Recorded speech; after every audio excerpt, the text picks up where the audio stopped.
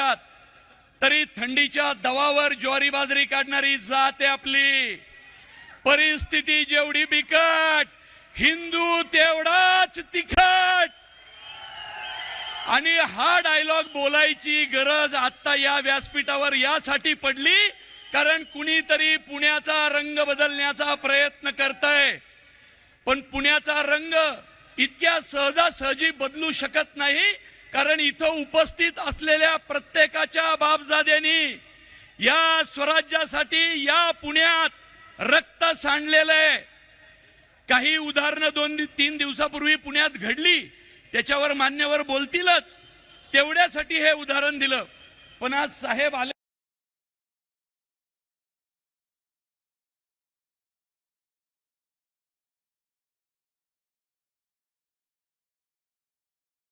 म्हणून एक गोष्ट बोलतो।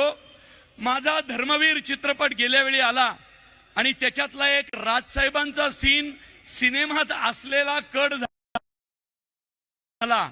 अनेक मनसैनिक माझ्यावर नाराज झाले, पण साहेबांना त्याचं कारण माहिती आहे। शिंदे साहेबांनी अनेक भाषणात ते सांगितलेलं सुद्धा आहे।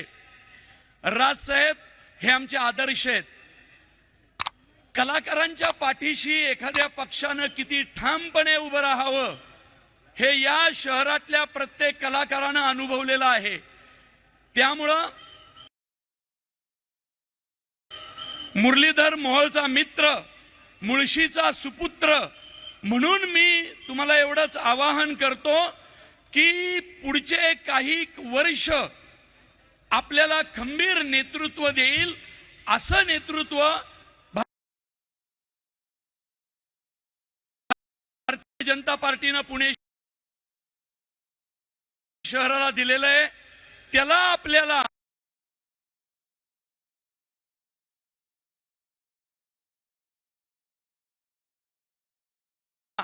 आपले लाडके बापट साहेब ज्या लीडने आले होते त्याच्या पुढे जाऊन थोडं मतदान करा आणि आपल्या मुरली अण्णाला मोठ्या दौलत दिल्लीला पाठवा। मुळशी तालुक्याचं एक वैशिष्ट्य आहे की सुरतेची लूट शिवाजी महाराजांनी मुळशीतून मानगाव मार्गे रायगडला नेली आणि त्यांच्या पत्रात उल्लेख आहे, अत्यंत प्रामाणिक आणि इमानदार माणसं या भागात राहतात, त्यामुळे ही लूट प्रामाणिकपणे रायगडावर पोहोचेल। तो मुळशीतला प्रामाणिक मावळा आज मोदी साहेबांनी दिल्लीला पाठवण्याचं ठरवलेलं आहे। त्यामुळे हात जोडून विनंती, मुळशी तालुक्याचा हा प्रामाणिकपणा आपल्याला सर्वदूर न्यायचा आहे।